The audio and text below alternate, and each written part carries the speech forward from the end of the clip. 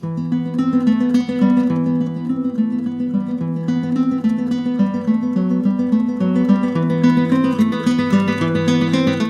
días, en esta grabación vamos a intentar resolver paso a paso una serie de pares mínimos y veremos cómo los pares mínimos suelen repetir casi siempre el tipo de problemas que plantean, que son problemas de tipo lógico, pero donde interviene el conocimiento gramatical del alumno.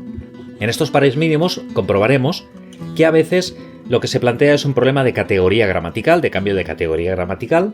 En otras ocasiones el cambio es semántico, y esto afecta, por supuesto, también a la estructura sintáctica de la frase, porque la semántica no se puede separar de la parte sintáctica. En otras ocasiones presenta un problema o un cambio de puntuación que obliga a segmentar la oración de una forma distinta, etcétera, etcétera. Intentaremos agrupar los pares mínimos con los que vamos a trabajar según el tipo de problemas que presentan, según si es un problema de categoría, un problema semántico, un problema de segmentación, etcétera. Empezaremos por un par mínimo que presenta un problema de categoría gramatical, de cambio de categoría gramatical. El par mínimo es el siguiente: un desierto perdido y un billete perdido. Un desierto perdido y un billete perdido. En este caso, la clave está en la palabra perdido. Empecemos por el primer ejemplo, por la primera frase, la que dice un desierto perdido. En esta frase, si nos fijamos, perdido tiene un significado muy concreto, y es que es un desierto lejano, alejado de cualquier rastro de civilización, desolado, solitario, deshabitado. En cambio, en la frase un billete perdido, el significado es distinto. No se trata de un billete lejano, ni de un billete, por supuesto, desolado, sino de un billete que alguien ha perdido. En el primer caso, perdido funciona como un adjetivo. Es un adjetivo cualificativo que se aplica al nombre desierto. En efecto, no puedo decir que he perdido un desierto, puesto que perdido no es un verbo y no lo puedo transformar en un verbo.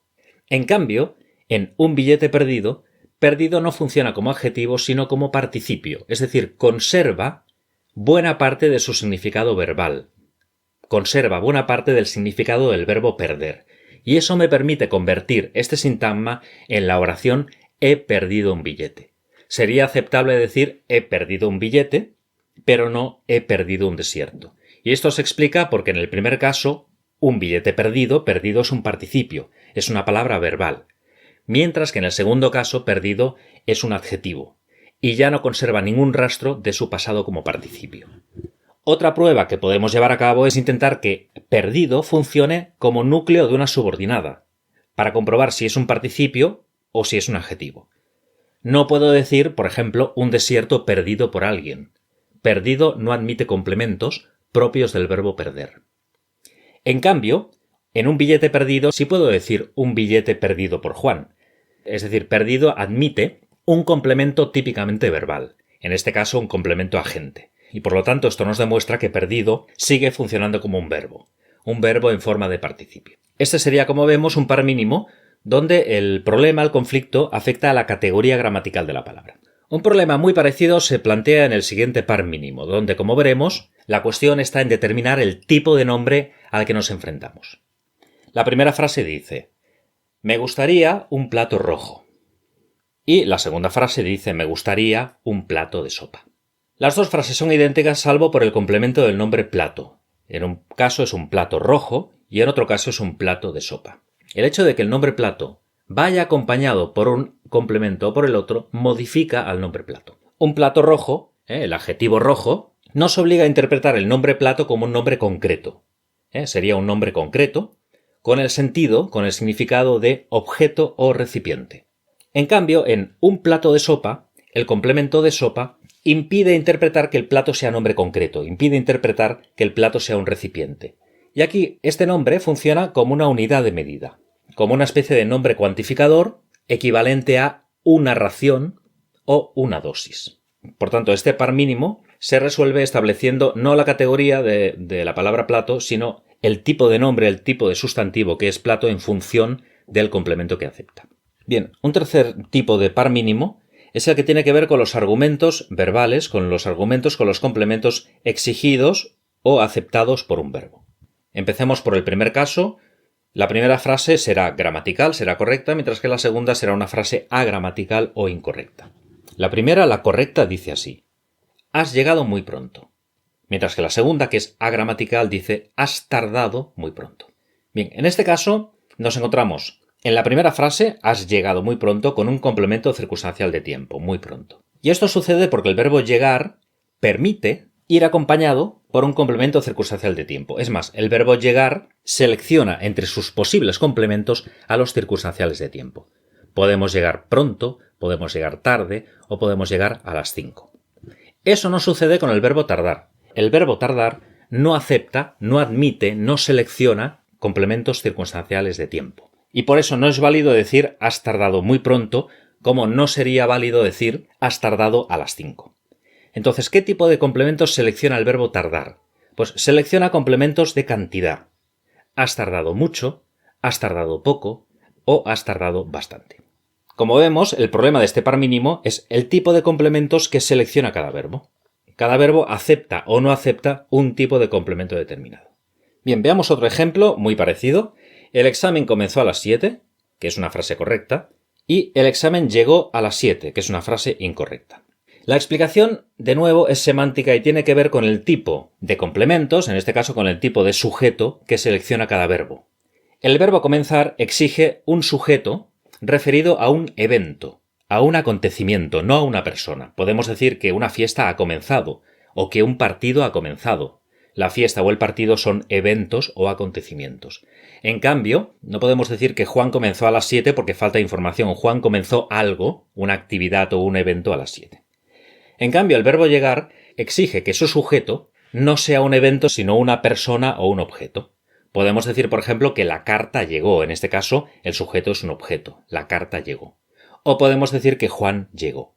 Pero lo que no podemos hacer es asignar un sujeto, evento, acontecimiento, el examen al verbo llegar. Sería incorrecto decir que el examen llegó a las 7. Es decir, en este caso es el verbo el que selecciona el tipo de sujeto que es o no es aceptable. Otro par mínimo relacionado con los argumentos verbales o con el tipo de funciones sintácticas seleccionadas por el verbo es el siguiente. Presencié el partido. En este caso, presencié tiene un complemento directo, el partido, que es un evento, que es un acontecimiento. El verbo presenciar exige siempre complementos directos que signifiquen eventos o acontecimientos. Puedo presenciar un partido, igual que puedo presenciar un acto, un espectáculo, etc. En cambio, sería incorrecto decir presencié a los jugadores, porque los jugadores no son un acontecimiento. De nuevo, como sucedía en el ejemplo anterior, la clave está en el tipo de complementos que selecciona cada verbo. El verbo presenciar solo acepta complementos directos que signifiquen evento, y no complementos directos que signifiquen personas. Bien, vayamos a otro par mínimo que tiene que ver también con los argumentos verbales o con el tipo de funciones seleccionadas por cada verbo. La primera frase dice deseo que venga, mientras que la segunda dice deseo que viene. La segunda es incorrecta. ¿Qué sucede en estas frases? Sucede que el verbo de la oración principal, deseo, el verbo desear, es un verbo modal, es un verbo volitivo, es un verbo de voluntad. Y este tipo de verbos, por ejemplo, prefiero o quiero, este tipo de verbos imponen un subjuntivo en su subordinada sustantiva si la sustantiva va introducida por la conjunción que. Puedo decir, por ejemplo, quiero que venga, o pretendo que trabajes, o te ordeno que corras. En todos los casos hay una subordinada sustantiva que empieza con un que, con la conjunción que, y su verbo está en subjuntivo. Sería incorrecto decir quiero que viene, pretendo que trabaja o te ordeno que corres. Y serían incorrectos por el motivo que hemos explicado. Es un verbo volitivo que exige que en su subordinada el verbo esté en subjuntivo. Los verbos modales o de voluntad, verbos volitivos, son preferir, querer, desear, anhelar, etc. Es otro ejemplo que tiene que ver con los argumentos verbales o con el tipo de complemento seleccionado, en este caso la forma del complemento seleccionado por el verbo. Bien, vayamos a por dos ejemplos más de argumentos seleccionados por el verbo. Busco un diccionario que me sirva. Busco un diccionario que me sirva. Esta frase es correcta. En cambio, la que voy a decir ahora no es correcta, es una frase agramatical. Guardo un diccionario que me sirva. Guardo un diccionario que me sirva. En este caso, la clave está en el tipo de complemento que exige el verbo busco y que exige el verbo guardo. El verbo busco es un verbo enfocado hacia el futuro. Busco algo que aún no tengo y que espero tener en el futuro. Es un tipo de verbo que los gramáticos llaman verbo prospectivo o verbo intencional. Por ejemplo, buscar, necesitar, querer, es un verbo, como he dicho, volcado hacia el futuro mediante el cual el sujeto, el agente, en este caso, espera algo, busca algo, necesita algo o quiere algo que aún no tiene pero que espera tener. Es por tanto un verbo prospectivo, proyectado hacia un futuro incierto, desconocido, pues introduce algo que no se tiene. Y este tipo de verbos necesitan subjuntivos en oraciones de relativo. El verbo buscar necesita un subjuntivo, busco un diccionario que me sirva y no busco un diccionario que me sirve. En cambio, el verbo guardar no es un verbo prospectivo. En el verbo guardar no se proyecta ningún deseo, ninguna búsqueda hacia un futuro incierto. El sujeto efectivamente en el presente guarda algo. Y por lo tanto, en este caso, el verbo guardar no exige el subjuntivo. Bien, otro ejemplo de argumentos verbales exigidos por el verbo. Veamos otro caso muy similar a otro par mínimo que hemos visto antes. Dice que vienes, dice que vengas. Las dos oraciones son correctas. Dice que vienes y dice que vengas. ¿Qué sucede en este par mínimo? Lo que sucede es que en cada caso el verbo decir tiene un significado distinto. Y por tanto, cada uno de estos verbos, aunque aparentemente sea el mismo verbo, exige un modo verbal distinto en su complemento. Dice que vienes. En este caso el verbo decir significa afirmar. Afirma, sostiene, dice que vienes. En cambio, el segundo, dice que vengas, es un verbo modal, es un verbo volitivo que significa ordenar. Dice que vengas, ordena que vengas. Como vemos, es un verbo de voluntad, un verbo modal, que por lo tanto en la segunda frase exige una oración subordinada sustantiva con subjuntivo. En la primera frase, dice que vienes, afirma que vienes, el verbo afirmar no es volitivo, no es modal, no expresa la subjetividad o el deseo del hablante y por tanto no exige el subjuntivo en la subordinada. De nuevo, lo que he hecho ha sido fijarme en el distinto valor del verbo, aunque aparentemente era el mismo verbo, y ver qué tipo de complementos selecciona ese verbo. Bien, veamos un ejemplo, no ya de argumentos verbales o de complementos o funciones seleccionados por el verbo, sino de cambio de categoría, una palabra que ha cambiado de categoría. El ejemplo es el siguiente. Los percebes se venden caros. Los percebes se venden caros. Si nos damos cuenta, en este caso, caros concuerda con percebes. Caros es un adjetivo, es una palabra variable, un coche caro, dos coches caros, que aquí concuerda con percebes. Los percebes se venden caros. Y que funciona, por lo tanto, como complemento predicativo de percebes. Los percebes se venden caros, los percebes se venden baratos, etc. En la segunda oración, en cambio, esto no sucede. La segunda oración, que también es correcta, dice así. Los percebes se venden caro. Se venden caro, sin la S final. En este caso, caro funciona no como un adjetivo, pues no concuerda con nada. No funciona, por tanto, como un complemento predicativo, porque no concuerda con percebes, sino que su sentido es adverbial. Los percebes se venden de esta manera. Se venden caramente. Si se nos permite el neologismo, el adverbio no existe, pero caro tiene ese sentido adverbial de manera cara, de modo caro. En este caso, caro es lo que llamamos un adverbio adjetival, es decir, es un adverbio que emplea la forma de un adjetivo. Por ejemplo, pega fuerte. En este caso, fuerte sería un adverbio que adopta la forma de un adjetivo, pero que realmente es un adverbio. O trabaja duro. En trabaja duro, duro no es un adjetivo, sino que es un adverbio que se camufla de adjetivo. En la frase los percebes se venden caro, caro, que es un adverbio adjetival, funciona de complemento circunstancial de modo. Y sería equiparable a los ejemplos que hemos puesto antes, como pega duro, o a otro ejemplo como vuelan bajo, donde bajo vuelve a ser un adverbio, aunque presente la forma de un adjetivo. En el segundo ejemplo, el adjetivo caro, los percebes se venden caro, sería equiparable a una frase del tipo no os vendáis tan caro, donde caro no concuerda con nada, sino que funciona como un adverbio que incluso lleva su intensificador tan. Se produce, por lo tanto, un cambio de categoría. Caros, adjetivo, complemento predicativo, caro, adverbio adjetival, complemento de modo. Veamos ahora otro tipo de problemas que pueden presentar los pares mínimos. Hasta ahora hemos visto problemas en el cambio de categoría o el cambio de tipo de nombre o en los argumentos o funciones exigidos por el verbo. Ahora veamos un caso de ambigüedad sintáctica. Si yo digo Juan trajo el libro sucio, estoy emitiendo una oración que es ambigua. Y es ambigua porque no tiene dos interpretaciones, sino que tiene tres interpretaciones. Repito la frase que dice Juan trajo el libro sucio. ¿Cómo la podemos entender? Bien, Una primera interpretación nos indica que Juan estaba sucio cuando trajo el libro. Juan trajo el libro sucio, sucio Juan. En la segunda interpretación, Juan trae un libro y ese libro está sucio. Es decir, Juan tomó prestado ese libro o adquirió ese libro limpio y lo ha ensuciado. El libro, en un proceso intermedio, se ha ensuciado. Por tanto, sucio es un estado en el que se encuentra de manera temporal, de manera puntual, el libro. En la tercera interpretación, Juan ha escogido un libro. Había libros limpios y también disponía de libros sucios, y ha escogido un libro sucio. Por tanto, en este caso, libro sucio sería un tipo de libro que no se ha ensuciado durante un proceso indefinido, sino que previamente ya estaba sucio, y Juan lo ha escogido. Bien, es una ambigüedad sintáctica que va a depender de cómo analicemos esta oración.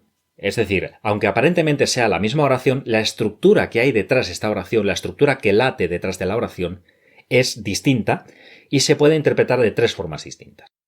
En un caso, puedo decir que Juan lo trajo. En este caso ha escogido el libro sucio y no ha elegido el libro limpio. Por tanto, sucio sería un complemento del nombre del libro.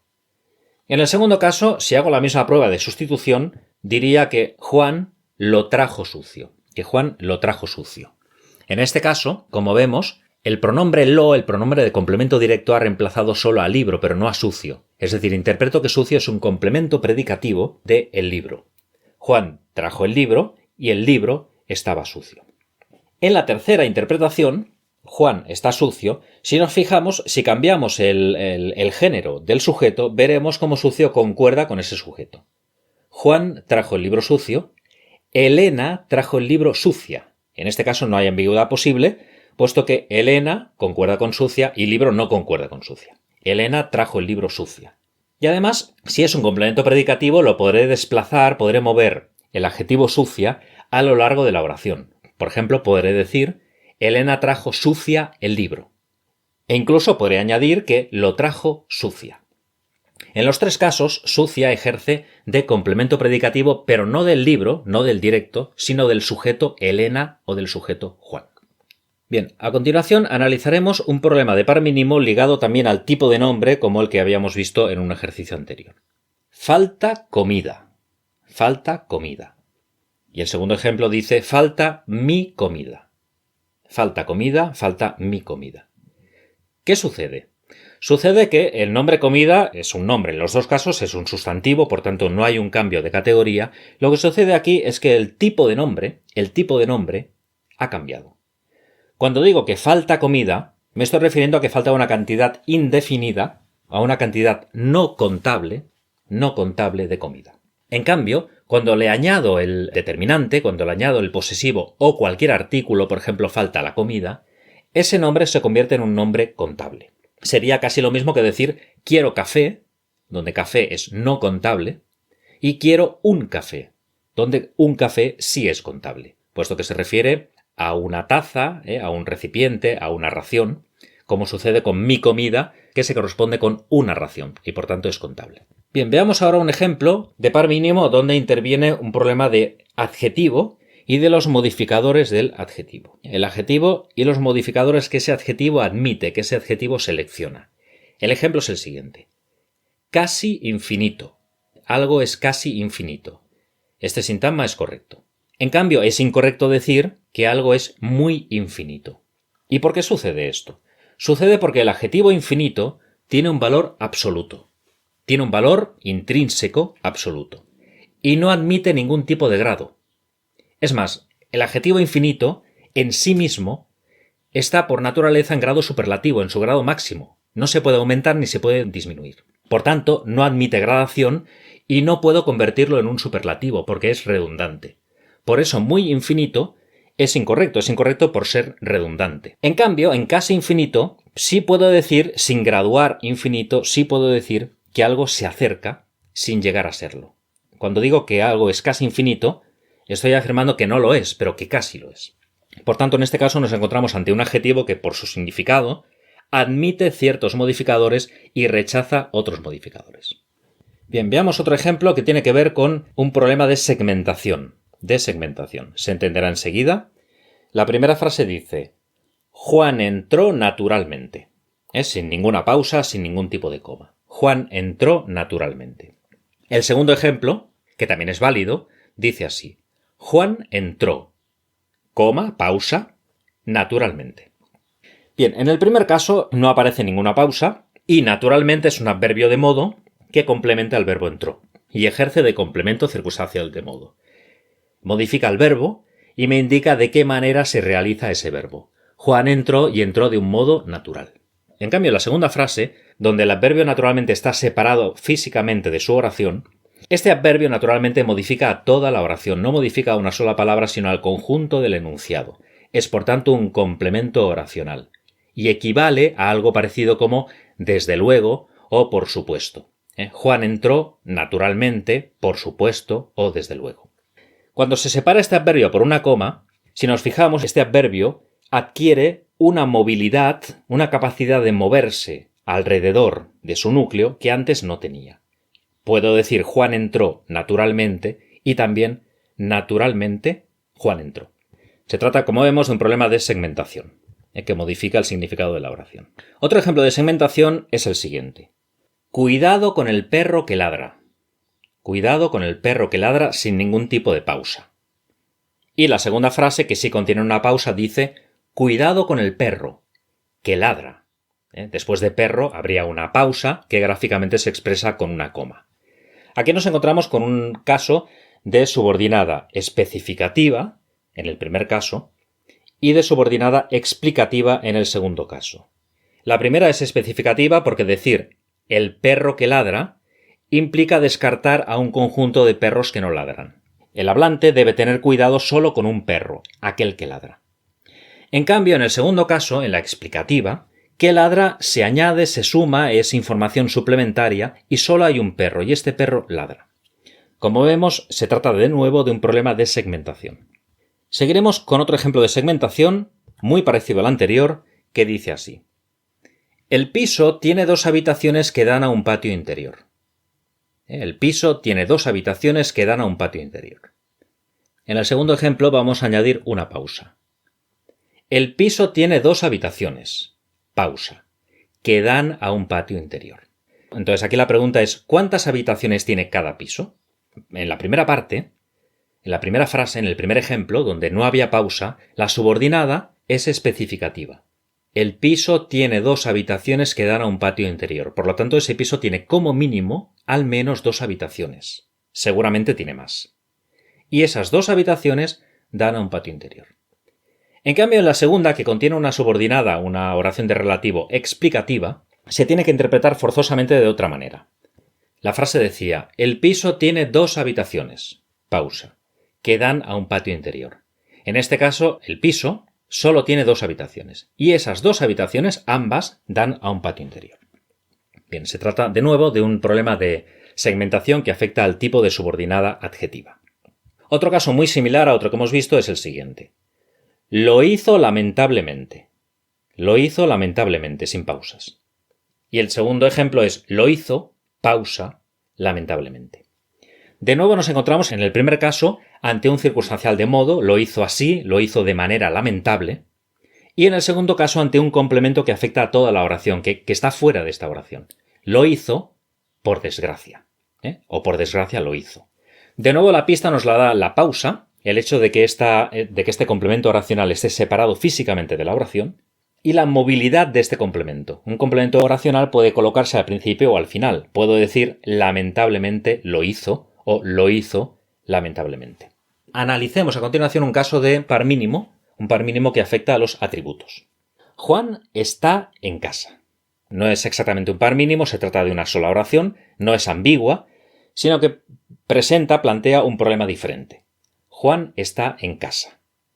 En este caso, nos encontramos ante un verbo aparentemente copulativo, está, que por tanto debería llevar un atributo. En casa debería ser atributo de Juan. Bien, la duda que nos surge es la siguiente. ¿Puedo reemplazar en casa por un adverbio de lugar? Sí, sí podemos hacerlo. Juan está en casa es lo mismo que decir Juan está allí. Por lo tanto, ¿qué es en casa? ¿Es un circunstancial de lugar? ¿Porque se puede reemplazar por un adverbio?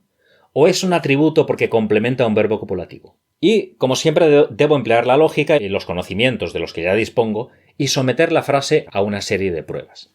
Por ejemplo, la de la sustitución. Juan está en casa, Juan está allí, Juan está en un lugar. Parece, por lo tanto, un circunstancial de lugar. Ahora bien, si fuera un circunstancial de lugar, se podría eliminar. Los circunstanciales de lugar son complementos adjuntos, no son complementos argumentales, son todos adjuntos, por lo tanto se pueden suprimir, son prescindibles.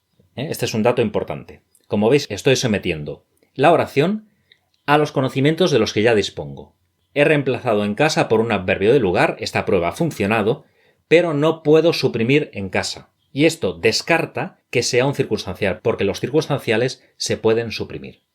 Yo puedo decir que llegó a las 11 o que simplemente llegó, pero lo que no puedo decir es Juan está. Por lo tanto, no parece un circunstancial. Sería incorrecto decir que Juan está.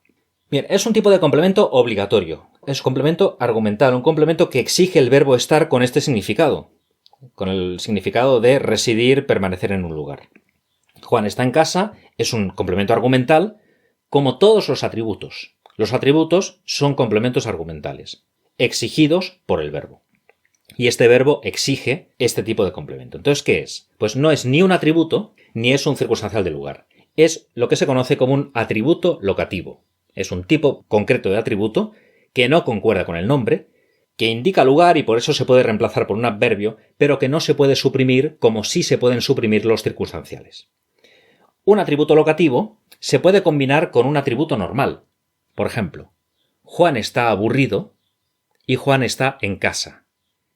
En las dos oraciones, aburrido y en casa son atributos, pero se pueden combinar en la misma oración. Juan está aburrido en casa. Juan está en casa y aburrido. Por tanto, este verbo, en este caso determinado, tiene dos atributos. Un atributo convencional, aburrido, es un adjetivo, y un atributo locativo. Conviene tener muy presente este comentario, este análisis, porque nos lo podríamos encontrar más adelante. Y finalmente, un tipo de ejercicio que se suele repetir en este tipo de prácticas es el que afecta al tipo de adjetivo según si es relacional o si es calificativo. Tomemos como ejemplo la siguiente oración. Me compré una fotográfica cámara y me compré una cámara fotográfica. La primera oración es incorrecta y la segunda es correcta. ¿Por qué la primera es incorrecta? ¿Por qué es incorrecto decir me compré una fotográfica cámara? Pues por la sencilla razón de que fotográfica es un adjetivo relacional. Un adjetivo que no se puede anteponer al nombre y que no admite gradación. Sería incorrecto decir fotográfica cámara y también una cámara muy fotográfica o más fotográfica que la otra. Además, los adjetivos relacionales casi siempre derivan de nombres y se puede recuperar ese nombre en forma de sintagma. Una cámara fotográfica es lo mismo que una cámara de fotografía. Y lo fotográfico es todo lo relacionado con la fotografía. Fotográfico deriva del nombre fotografía y fotográfico significa de la fotografía o relativo a la fotografía.